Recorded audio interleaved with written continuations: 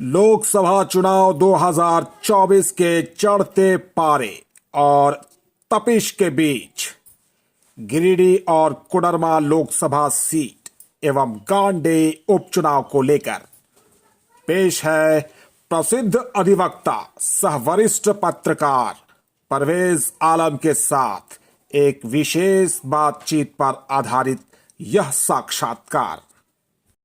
आज मैं जिले के एक प्रसिद्ध व्यक्तित्व से आपको रूबरू करवाता हूं। ये किसी तारुफ के मोहताज नहीं है। पूरे जिले और पूरे प्रदेश में इनकी अपनी एक अलग पहचान है।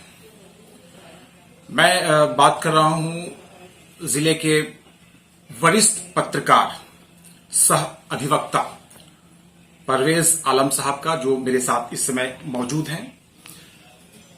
आइए सर से बात करते हैं आगामी लोकसभा चुनाव और गांडे उपचुनाव को लेकर। सर आपका स्वागत है। बहुत बहुत शुक्रिया। सबसे पहले तो मेरे और मेरे चैनल की तरफ से आपको रमजान मुबारक।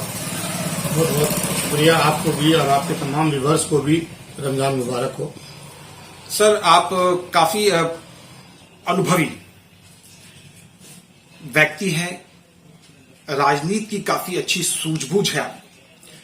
बात अगर सीधी तौर पर शुरू की जाए आगामी लोकसभा चुनाव की, तो जिन पार्टियों ने या फिर गठबंधन के जिस तरह से उम्मीदवार सामने आए हैं लोकसभा चुनाव में, गिरिडीह और कोडरमा, इन दोनों क्षेत्रों की अगर बात की जाए तो सबसे पहले गिरिडीह में जो उम्मीदवार सामने आए हैं उनमें से एक मथुरा प्रसाद महतो और फिर चंद्र प्रकाश चौधरी जी हैं। इन दोनों की उम्मीदवारी प्रमुख रूप से अगर देखी जाए तो आपके अनुसार कैसी है? जी, ऐसा है कि इंडिया फोल्डर में इंडिया गठबंधन ने अभी तक मथुरा महतो को अधिकृत रूप से उम्मीदवार घोषित नहीं किया है, लेकिन कयास लगाया जा रहे हैं और माना जा रहा है कि मथुरा महतो इंडिया गठबंधन से जो जेएमएम के टुंडी के विधायक है वो यहां से उम्मीदवार हो सकते हैं। देखिए, गिरिडीह विधानसभा और लोकसभा का जो सिनेरियो है वो गिरिडीह का जिले का 1.5 विधानसभा गिरिडीह संसदीय क्षेत्र में आता है। बाकी 2 विधानसभा क्षेत्र बोकारो जिला में आता है और 2 धनबाद जिले में आता है। तो जहां तक गिरिडीह विधानसभा और डुमरी विधानसभा की बात करें तो यहां पर शहरी इलाके में भारतीय जनता पार्टी यानी कि उसके जो गठबंधन के उसके एलाइंस के जो अजसू के उम्मीदवार हैं उनकी अच्छी स्थिति रहती है। हमेशा से भाजपा शहरी इलाके में अच्छे पोजीशन में रही है।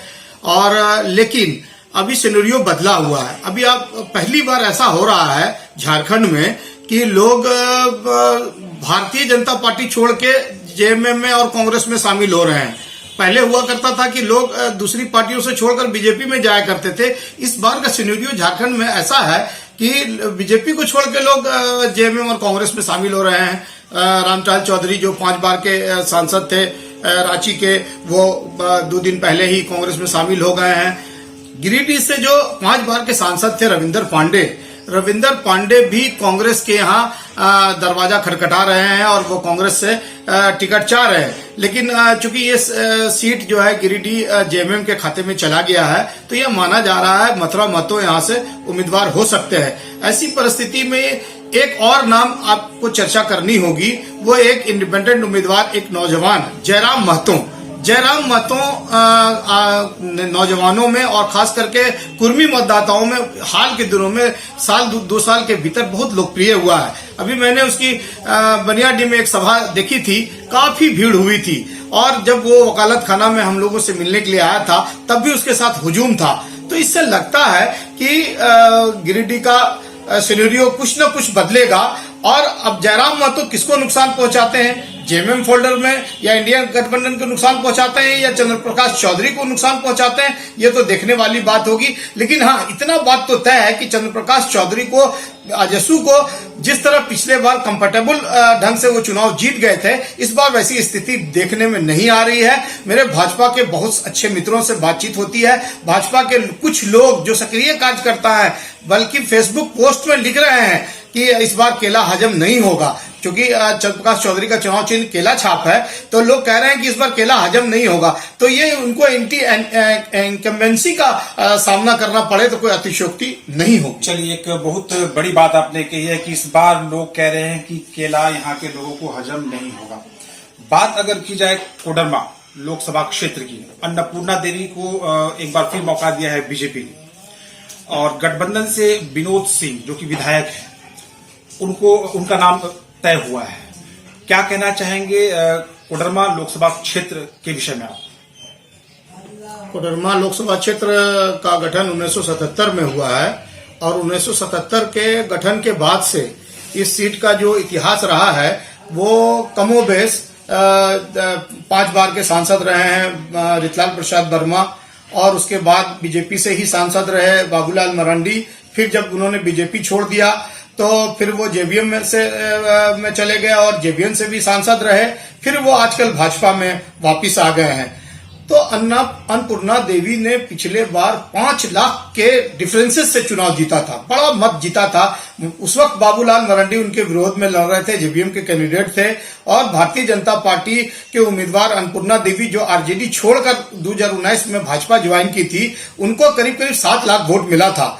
तो इस परिस्थिति में तो देखने से तो लगता है कि बहुत कंफर्टेबल है अन्नपूर्णा देवी के लिए ये चुनाव जीतना, क्योंकि वो मोदी सरकार में भारत सरकार की केंद्रीय राज्य मंत्री भी हैं तो रही हैं। लेकिन एक बात की चर्चा यहाँ जरूर करना चाहूंगा कि अन्नपूर्णा देवी को कुछ भी गिनाने लायक कोडरमा संसदीय क्षेत्र में उन्होंने कोई ऐसा काम नहीं किया है। ना कोई मेडिकल कॉलेज लाया, ना कोई हायर एजुकेशन का कोई चीज लाया, ना कोई फैक्ट्री का काम किया। मतलब उनके खाते में सिवाय मोदी की उपलब्धियों को गिनाने के अलावा उनके संसदीय क्षेत्र में उनकी उपलब्धि गिनाने के लिए कुछ भी नहीं है। और ये एंटी इनकम्बेंसी इस बार उनको जरूर झेलना पड़ेगा। और वो जो 7 लाख का 5 लाख का 7 लाख वोट मिला था और जो 5 लाख का मार्जिन था, निश्चित रूप से ये मार्जिन में काफी कमी आएगी। हाँ, ये बात सही है कि विनोद सिंह के आने से ये इस इलाके में जो फॉरवर्ड वोट है उसका गठबंधन, उसका जो गोलबंदी होगा,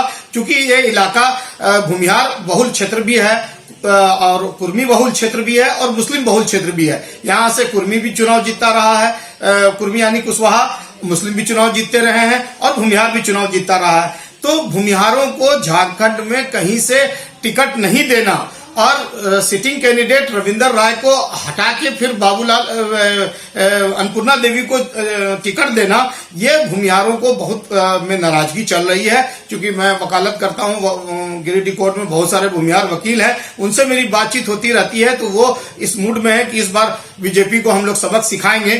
तो अब देखना ये होगा कि वे नेता हैं, 3 बार के विधायक हैं और विधानसभा में क्षेत्र की समस्याओं को बड़े अच्छे ढंग से रखते रहे हैं। तो इस बार विनोद सिंह जीतेंगे या हारेंगे ये तो अभी कयास लगाना मुश्किल है। लेकिन जो सिनेरियो बन रहा है वो एक कठिन परिस्थिति पैदा करेंगे अन्नपूर्णा देवी के लिए और एक कड़ी टक्कर होगी।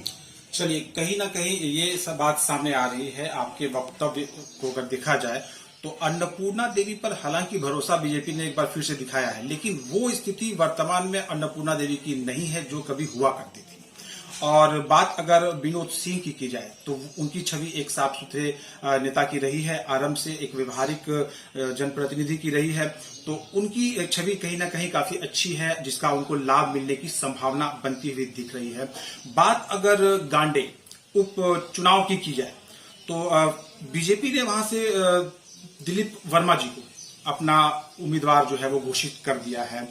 कल्पना सोरेन, पूर्व सीएम हेमंत सोरेन की पत्नी, ने हाल ही में जिस तरह से लगातार क्षेत्र का भ्रमण किया है, कहीं ना कहीं उन्होंने एक तरह से सिग्नल दे दिया है कि वो चुनाव लड़ने जा रही हैं।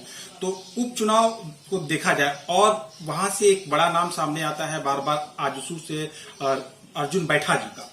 हालांकि और भी कई ऐसे नाम हैं जो लगातार क्षेत्र में सक्रिय रहे हैं, जिनमें से मुफ्ती सईद हो गए, जैनुल अंसारी हो गए, या फिर और दूसरे कुछ लोग ऐसे हैं जो लगातार क्षेत्र में रहे। फरदीन इम्तियाज अहमद का भी नाम बीच बीच में लोगों की जुबान पर गाहे बगाए आता रहता है।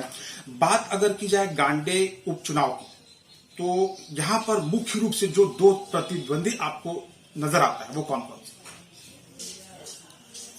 ठीक आपने कहा कि गांडे विधानसभा का चुनाव झारखंड में एक हॉट सीट के रूप में जाना जाएगा जब इसका उपचुनाव होगा, क्योंकि इसकी घोषणा हो गई है चुनाव की। और भारतीय जनता पार्टी ने शीतलपुर के पूर्व मुखिया दिलीप वर्मा को उम्मीदवार अपना बनाया है। दिलीप वर्मा पिछले बार 2019 के चुनाव में जेवीएम से कैंडिडेट थे और उनको 8,952 वोट मिला था और वो छठे पायदान पर थे और अपनी जमानत भी नहीं बचा पाए थे। और भारतीय जनता पार्टी में चूंकि बाबूलाल मरांडी वापस लौट गए हैं तो उन्होंने अपने करीबी को टिकट दिलाने की प्रयास किया और वो उसमें सफल रहे। लेकिन दिलीप कुमार वर्मा, हमको लगता है कि भारतीय जनता पार्टी ने जेएमएम को इस सीट पर वॉक ओवर दे दिया है। और ये भी मैं कह सकता हूं कि अभी बीजेपी के लिए कोई विधानसभा का उपचुनाव कोई बहुत महत्व का चीज नहीं है। उसके सामने जो टारगेट है कि झारखंड के 14 में से 14 लोकसभा सीट कैसे जीता जाए, तो उसका सारा फोकस लोकसभा चुनाव पर है और इसलिए उसने दिलीप वर्मा पर दाव खेला है, जो हमको लगता है कि बीजेपी ने जेएमएम को वॉक ओवर दिया है। जहां तक कल्पना मुर्मू सोरेन का बात है तो मैं भी उस इलाके में था जिस दिन वो आई थी उस दौरे पर। तो और भी मेरे बहुत सारे क्लाइंट्स और मेरे बहुत रिश्तेदार हैं गांधी विधानसभा क्षेत्र में। तो मैं ये जानता हूं, मैं ये कह सकता हूं कि बिना किसी कंटेस्ट के कल्पना मुर्मू सोरेन ये चुनाव जीतेगी। और इसलिए भी जीतेगी चुनाव कि मैंने कहा कि जिस तरह बीजेपी के लिए ये उपचुनाव कोई बहुत मायने नहीं रखता है, लेकिन उल्टे यहाँ जेएमएम के लिए ये सीट नाक की सीट है, क्योंकि कल्पना सोरेन के यहां से चुनाव जीतते ही राज्य की राजनीति का समीकरण बदलेगा। हो सकता है कि कल्पना सोरेन आने वाले चुनाव तक झारखंड की मुख्यमंत्री बन जाए। इसलिए ये सीएम को चुनाव के तौर पर लोग इसको देखेंगे कि एक सीएम को चुन रहे हैं, इसलिए यहाँ दूसरा कोई फैक्टर काम नहीं करेगा। अर्जुन बैठा की जहां तक आपने बात की, वो आजसू के कैंडिडेट थे। पिछले बार 15,000 से ज्यादा वोट उन्होंने लाया था। अभी मेरे बीजेपी के कई साथी ये जोड़ रहे थे कि इनका वोट जोड़ दीजिए, पिछले बार जो जयप्रकाश वर्मा लड़े थे वो अब जेएमएम में है, उनका वोट जोड़ दीजिए और अर्जुन बैठा का वोट जोड़ दीजिए, तो वहां बीजेपी बहुत कंफर्टेबल पोजीशन में है। ऐसा नहीं है, ऐसा नहीं होता नहीं है। डुमरी में भी लोग ऐसे ही जोड़ रहे थे कि बीजेपी का इतना वोट, आजसू का इतना वोट। डुमरी का रिजल्ट क्या आया? बेबी महतो चुनाव जीत गई। तो ये इस तरह के जोड़ घटाव से काम नहीं चलता है। और अभी अर्जुन बैठा क्या करेगा? अर्जुन बैठा आजसू तो मान लीजिए कि बीजेपी की एलआई है, मान भी लेगी कि हाँ चलिए ठीक है हम आपके कैंडिडेट को मान लेते हैं, लेकिन अर्जुन बैठा हो सकता है निर्दलीय चुनाव लड़ जाए। ऐसी परिस्थिति, कई तरह की परिस्थिति अभी बनेगी, बिगड़ेगी। तो यहाँ बहुत चुनाव कंटेस्ट वाला नहीं होगा, यह एक तरफा चुनाव होगा। और हमको लगता है कि जो कोडरमा लोकसभा क्षेत्र में अन्नपूर्णा देवी का जो कंफर्टेबल मार्जिन था, वैसा ही मार्जिन कल्पना मुर्मू सोरेन को गांधी विधानसभा क्षेत्र में मिल सकता है। सर, हमसे जुड़ने के लिए, इस साक्षात्कार के लिए, अपना देश कीमती समय देने के लिए और आगामी लोकसभा चुनाव को देखते हुए गिरिडीह और कोडरमा लोकसभा पर विशेष बातचीत करने के लिए, साथ ही साथ गांधी उपचुनाव पर भी बेबाकी के साथ अपनी प्रतिक्रिया व्यक्त करने के लिए आपका बहुत बहुत धन्यवाद। बहुत बहुत धन्यवाद। आपके तमाम व्यूअर्स को भी बहुत बहुत धन्यवाद। हमारे साथ परवेज आलम जुड़े थे, जो कि प्रसिद्ध अधिवक्ता हैं और जाने माने पत्रकार भी रहे। बेबाकी के साथ विभिन्न मुद्दों पर अपनी प्रतिक्रियाएं व्यक्त करने के लिए जाने और पहचाने जाते हैं। काफी लंबा अनुभव इनके पास रहा है, जिसके कारण बेबाकी के साथ इन्होंने अपनी बातों को यहाँ पर रखा। आप हमारे साथ बने रहिए। आपको आने वाले समय में जिले के और भी कई मशहूर लोगों से बातचीत करवाएंगे और उनकी जो प्रतिक्रियाएं हैं वो आपको सुनाएंगे। धन्यवाद।